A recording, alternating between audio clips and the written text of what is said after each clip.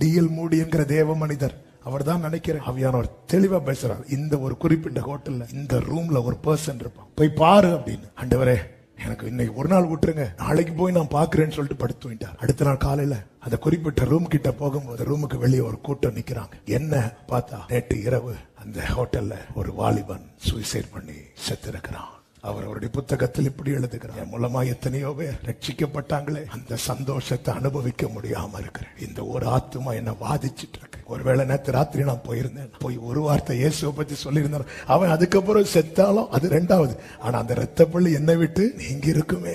நம்ம சொல்லி எல்லாரும் கேட்கணும்னு கிடையாது, ஆனா நம்ம சொல்லலன்னா அந்த ரத்த பள்ளி, இந்த ரத்த பள்ளிக்கு நம்ம ஆளாயிடக்கூடாது. இவங்களுக்கு எல்லாம் சொல்லி கேட்க மாட்டாங்க. ரட்சிப்பு கர்த்தருடையது. தேவன் எவர்களை முன்குறித்திருக்கிறாரோ அவர்களை அழைத்திருக்கிறார், எவர்களை அழைத்திருக்கிறாரோ அவர்களை நீதிமான்களாக்கி இருக்கிறார். சொல்றது ஏன் கடமை, என் மேல அந்த ரத்த பழி வந்துடக்கூடாது. சபையே புரியுதா நான் சொல்றது?